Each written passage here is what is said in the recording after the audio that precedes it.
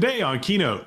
I think we have to hold ourselves to a higher standard in healthcare. So we use words like responsible and trustworthy. Those are really important words, but they're also really hard to do.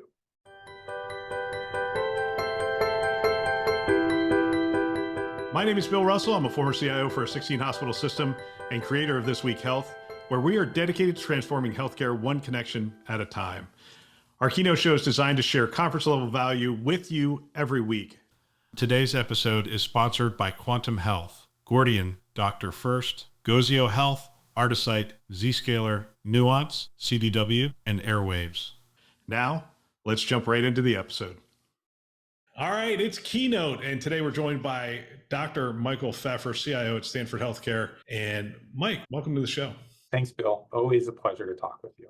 I'm looking forward to it as well. I just saw that you were on stage talking about, I assume you were talking about data and analytics at the Health Catalyst Conference. Yes, that was great. The talk was about artificial intelligence, the possibilities, like we haven't heard about artificial intelligence before, data analytics, but really about the potential. And that's what I think is really exciting now in health IT. The potential is vast, really vast. We are definitely going to talk about that some today. It would be crazy if we didn't talk about it some. I know some people think, hey, the topic's over talked about. But the potential is so vast that we have to be talking about it, I would think.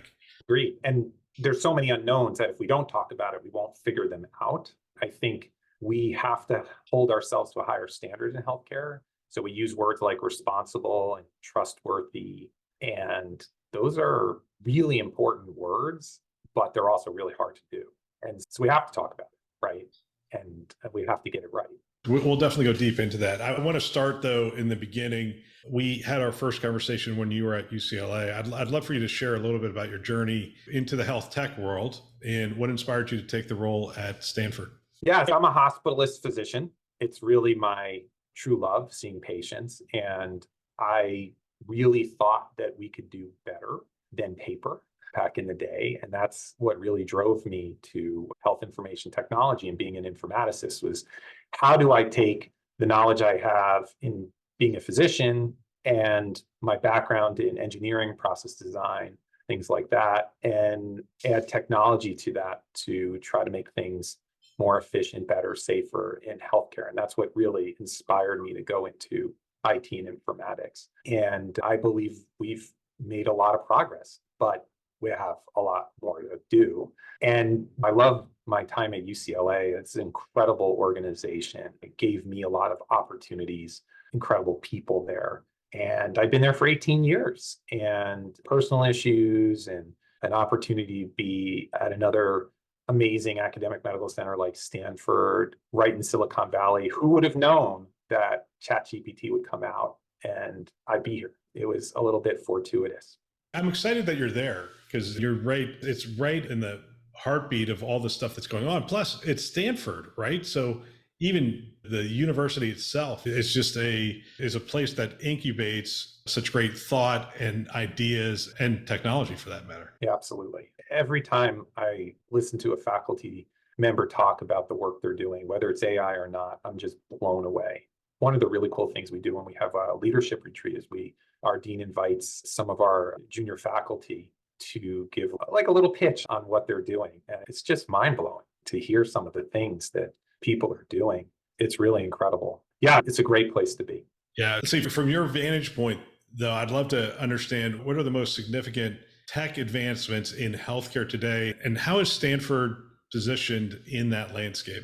Obviously, AI is the talk of the town now. And I have this way of thinking about it in terms of our evolution here. And you can agree or disagree, but this is how I think about it. We spent probably the last 20 years in health IT digitizing the analog world.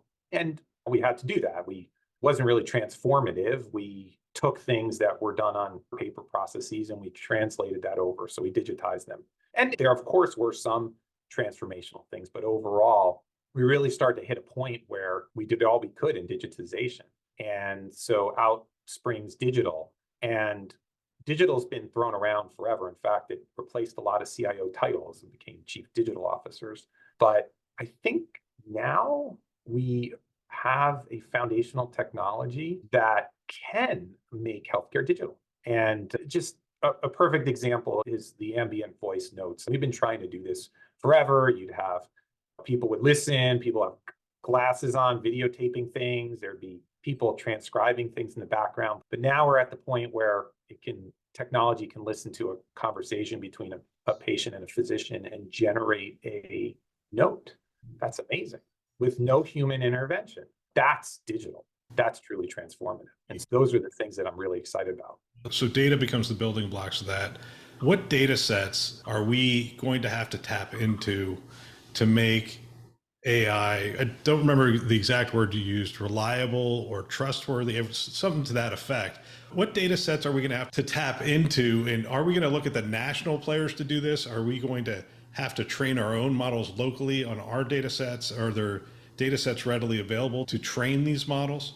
All of the above. And I think that's what's really exciting here. I think there are different models for different purposes. There are smaller models, large, obviously GPT-4, GPT-5, I'm sure coming, that are just enormous. And what we've seen just internally is the models, the very large models, really all perform pretty much the same. It's really dependent on how you prompt them and how you integrate them into workflow. I think you're going to see all different kinds of models in this space, but to really think about more the downstream problem, which is, okay, let's say you can predict something with a model. What do you do with that prediction? And all of that is equally, if not more important than the actual model itself. Generative AI is really interesting because it generates things, text mostly. So it doesn't generate the same thing twice. And so how you ensure that it is indeed reliable and trustworthy is an interesting problem. But I think it's going to require all different kinds of data sets. If you want a multimodal model, you're going to have to learn from multimodal data. It's interesting. We're advancing on this co-pilot model, and not to use somebody obviously branded the term, but that's the model that seems to be the most applicable in healthcare. It's the AI comes alongside, analyzes something, gives information. There's a big push towards transparency at this point. With the physicians and the clinicians, are they looking for just, I don't know, like a button they can click to say, hey, this was generated via AI, here's the model? Is that how we're going to provide the transparency for them? The patient's a whole nother thing, but for the clinician, how do they know how the model came up with the information? So we've been doing AI for a long time. Drug interactions are a great example, right? Yes, they're rules-based artificial intelligence, but nonetheless, they do work that we cannot possibly do when you're looking at all the medications and determining if there's a drug interaction. And so we've learned a lot from them. They don't perform very well, and they're overridden very often. So I think it's going to be model-specific, prediction-specific, so to speak, in terms of what it is we display. And that's where implementation science and informaticists are really going to shine in this role. I don't think it's going to be a one-size-fits-all. But let's take an automation example, right? The revenue cycle is something that we should be able to automate in its entirety. Do we need to really show physicians all the billing codes that we submit if the AI is just as good? Probably not, But if we are going to augment their workflows and combine very sophisticated data from the patient to deliver prediction, then we're going to have to show where that prediction came from, what to do about it. We can't just display that. So I think it's going to depend on the use case in every case. And that's really the basis of our responsible AI lifecycle. We've built one here at Stanford. It's to really understand all of those pieces. And then what do you do once the model goes live? How do you monitor it? Let's go through a couple of the use cases. You mentioned the ambient intelligence, ambient clinical listening being probably one of the most prevalent use cases. And I think the thing that's interesting in that space, it's a renaissance that's going on because this has been around for a little while. And now it's not just one company doing it or two companies. There seems to be a bunch of companies doing it. So there's pressure on the pricing, and it seems to be much more prevalent now. People are rolling it out to more parts of the organization. It seems to be more trustworthy. Am I capturing why we're seeing a renaissance of this area? Yeah, I think so. I think it's never been scalable in the way it was before. And this technology is now more scalable. It's still in the beginning. The models are going to have to get better. Some specialties works better than other specialties. You could think about all the different kinds of healthcare workers that could potentially use this, from social workers to physical therapists. All of that is going to take time for these systems to generate notes that are worthy of what you'd want. What we've seen is it's across the board how people take to these. Some people don't like it at all. Some clinicians don't like them to use it. Some love it. Some have time savings. Some don't. Doesn't matter necessarily. People who don't have time savings may still love it because it reduces cognitive burden. It's all across the board. But I do think they're going to get better quicker and learn. And what I'm really excited about, obviously, the idea of reduced time is important, but also think about better capture of data from the patients, better histories of present illnesses, which I think will be really interesting. We'll get better small data using these kind of technologies. So I'm really excited about that. But at scale, they don't perform yet as well as we'd like them to. As a former CIO, I can say this. I don't want to get you in trouble for saying it, but the consistency and the quality of data with ambient clinical listening will be probably greater just from across the board, because clinicians didn't go to med school to become clerks and capture all the information perfectly and those kinds of things. They capture the information they need to perfectly, but that whole clinical history area is really interesting to me, to get a consistent documentation of the history. Yeah, I always believe that the notes were there to help you think. If you go way back to medical school for me, we wrote notes to think about differential diagnoses and plans and kind of put all that together. And then it moved really into the billing space, which you need this many points for this and this many points for that. And luckily, we've moved past that mostly, although culture is hard to change. So most people write the notes in the same way, to now a point where the act of typing and transcribing and kind of using the subjective data and objective data with this technology allows you now to really focus on the assessment and plan part of it, or the impression and plan. What's wrong, as opposed to capturing the data. And I agree with you. I think the capture of the subjective and objective data will be much more accurate and rich, which we will then be able to use. So I'm going to ask you about AI in the administrative area and even the IT area, but I want to stay in the clinical area. Where else are we seeing artificial intelligence make inroads into the clinical side? On the generative AI space, I think you're seeing automation tasks happen. So in-basket message draft creation, for example. We talked about the ambient notes, potentially generating HPI questions and having patients answer questions to generate HPIs. But kind of think about automation of it doing tasks that clinicians can do, but AI could do it faster, better, easier, things like that. So I think you're going to see that more than you're going to see augmentation.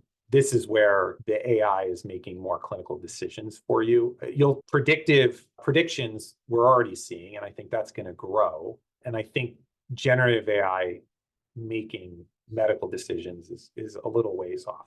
So we talked about this on a webinar last year. I think you came on one of our webinars and we were talking UI, Chris Longhurst, and I think Brent Lamb with North Carolina. And we were talking about the adoption of this. And I started playing around with the AI generating drafts for me to respond to emails. I wasn't all that comfortable. Like, I was reading them, I'm going, I just wasn't comfortable. And maybe that's just a training model and I have to work with it more. What are you finding with the physicians? Very similar.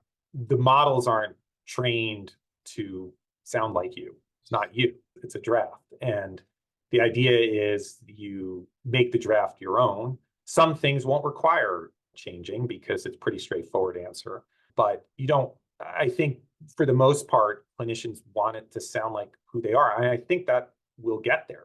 I really do. And you can imagine, as you learn how each clinician what's the clinician's voice, then the drafts are going to be much more relatable. In the ever-evolving world of health IT, staying updated isn't just an option, it's essential. Welcome to This Week Health, your daily dose of news, podcasts, and expert commentary designed specifically for healthcare professionals like yourself. Discover the future of health IT news with This Week Health. Our new news aggregation process brings you the most relevant handpicked stories from the world of health IT, curated by experts, summarized for clarity, and delivered directly to you. No more sifting through irrelevant news, just pure focused content to keep you informed and ahead. Don't be left behind. Start your day with insight at the intersection of technology and healthcare. This Week Health, where information inspires innovation.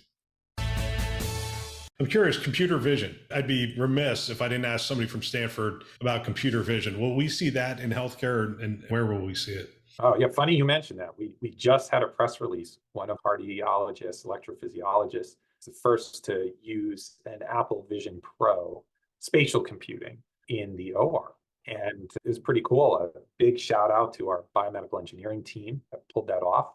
But it was a proof of concept, so it's still very early, of the idea that you can use spatial computing devices to display information in a way that is accessible to surgeons in the OR in a different kind of way. You can move things around, you can grow them without touching anything. So you can really customize how you want it to be. So it's really exciting. So I think that is in its infancy right now in terms of what we can do. I think the technology is Gen 1 and it's not cheap. How we use it, I think we're still trying to learn, but I do see the OR as an initial use case. Have you put one on yet, the Vision Pro? I have, yeah. It's interesting. It has 6 cameras on the outside. Now, when you think through what it can do with those cameras in the OR, it can really zoom in on things and bring that right to your vision.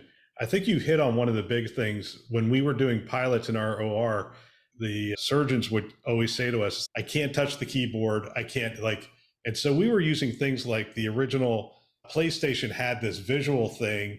We were playing around with that. We use voice extensively. It's interesting you brought up that case. That'll be, I think it will be interesting if they can look at the record, look at the vitals, look at all that stuff without losing their focus on the patient. That's a big win. Yeah, it's very exciting.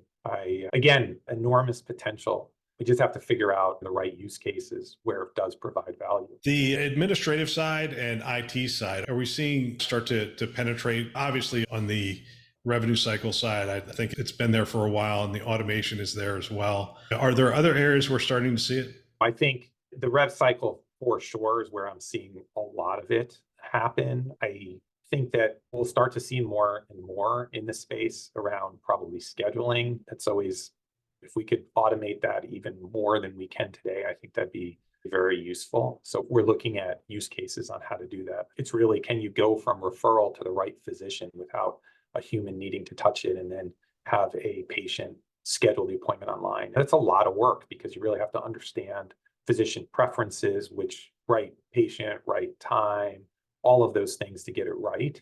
So we're doing a lot of work on that to see how we can use the technology to do that. So I think those are going to be some big areas. Robotic process automation, RPA, we've been talking about that for a while, and it really hasn't lived up to its potential.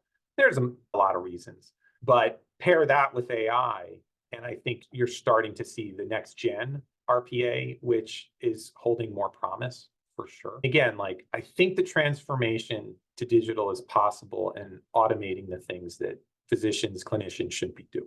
Yeah, it's interesting. Over here, we've automated a bunch of stuff, but when generative AI and the open AI API, started to say, became available, it really took all of our automations to the next level because it was like putting a thinking, reasoning entity in the automation. And that's usually where it broke down. It was like, this moved, or it didn't understand this. And then all of a sudden, boom, it broke something. And when a computer breaks something, it breaks something. Yeah, a great example is chart summarization is a task that physicians can do, right? But wouldn't it be nice if we could automate it? That's great. Imagine it got 99% of it right and switched left for right, or left out the word no in front of fever.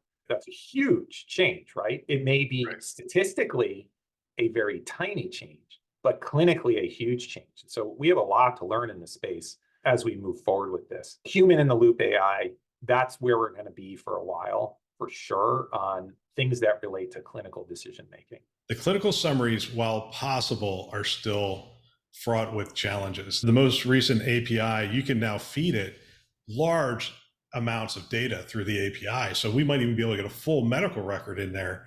The problem is we still have to check everything that's coming out on the other side.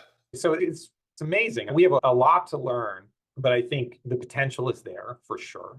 we couldn't do this in the past. And yeah, I think it's really exciting, but we just need to understand that these are real risks. You cannot just summarize a chart by throwing it into GPT, saying summarize, and then walk away. Because again, it only has to switch one or two keywords or leave them out, and it's a whole different clinical picture. So how do we understand that, I think, is going to be a challenge we need to solve for sure. One of the things we did here is we basically packaged GPT in our own wrapper so that it's secure, so it's safe for AI, and open it up to all of Stanford Healthcare and the School of Medicine to try things out. Now, it's not for clinical decision making, but it's a sandbox and it's secure.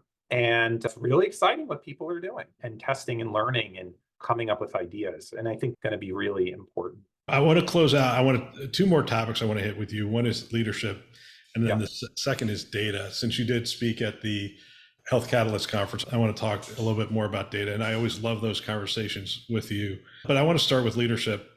You left a really great team at UCLA, and then I got at UGM last year, I got to meet a significant amount of your team up in Madison. And I'd love to understand your approach to leadership. I think one of the things that's distinct we've talked about is you still practice. You still take a couple of weeks. I don't know how often you practice, but you're like gone.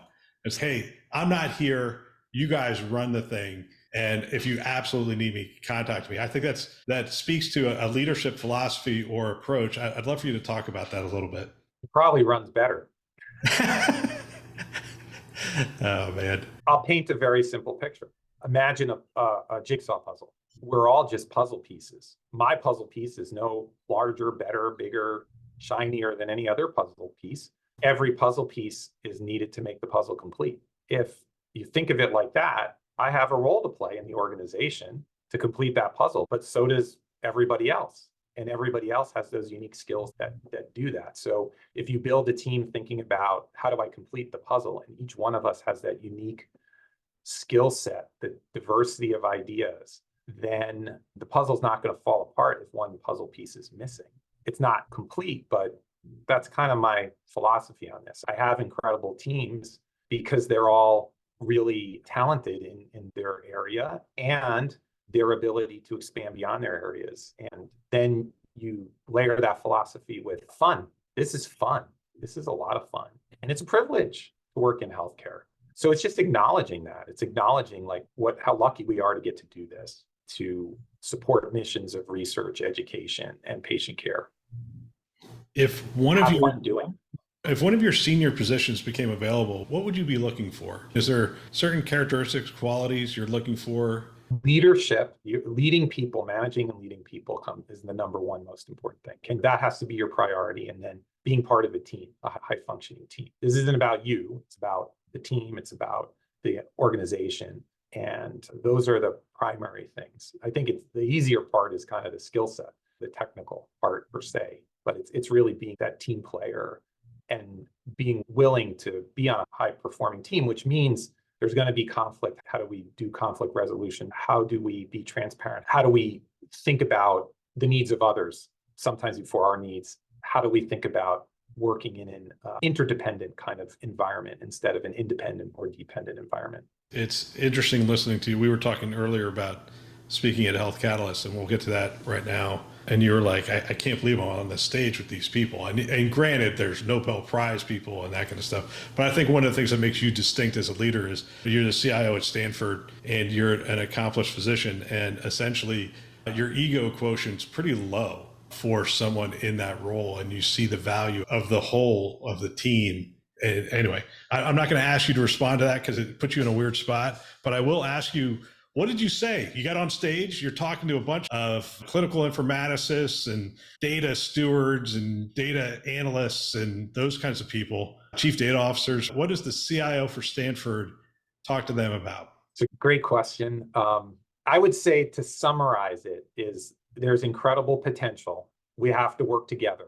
This isn't about who goes first necessarily, but this is such a huge opportunity for healthcare in this country that we need to work together. And it's going to be data scientists, it's going to be data analysts, it's going to be architects, it's going to be technologists, informaticists that really, I think, drive the strategy of healthcare in the future because of all the potential we talked about. That's, I think, in a nutshell, what the conversation was about. It's interesting when we talk about generative AI, one of the things we digitized everything, right? So everything's digitized, but we put it in closets and squirreled it away over here and over here. One of the things that generative AI can do is it can suck all that in and make meaning of it. Now, we've talked several times about the concern about making meaning of it, but just finding it all and pulling it all in has value to start with. And I think it's really determining where you want to go.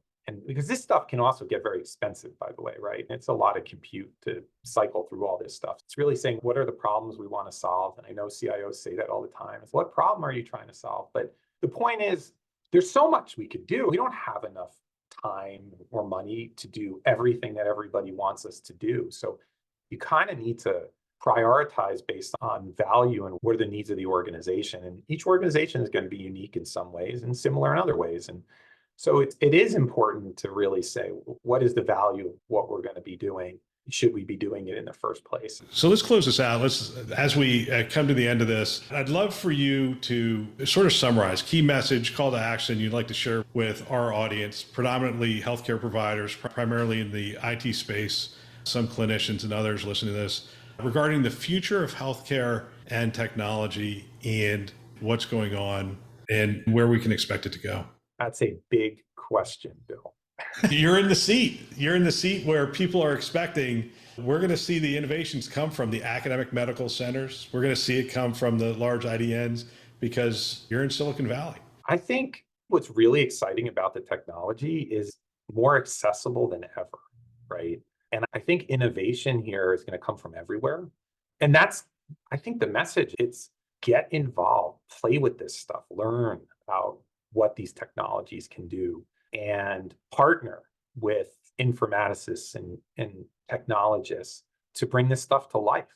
And there's going to be bumps along the way. And so feedback is going to be really important. And it's going to be humbling sometimes. And I think if we really do embrace this change and these technologies, we can really make a difference in many of the aspects of healthcare that we've been trying to do in health IT, such as reduction of administrative tasks and burden and reducing the cost of healthcare, those important topics. So I'm really excited about it, and I would encourage everybody else to be excited, cautious, but excited. Mike, always great to catch up with you, and I appreciate you taking time to come on the show. Thanks, Bill. Anytime.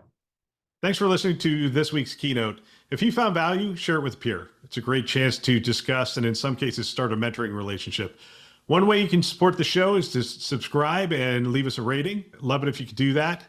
Big thanks to our Keynote partners, Quantum Health, Gordian, Dr. First, Gozio Health, Artisight, Zscaler, Nuance, CDW, and Airwaves. You can learn more about them by visiting thisweekhealth.com/partners. Thanks for listening. That's all for now.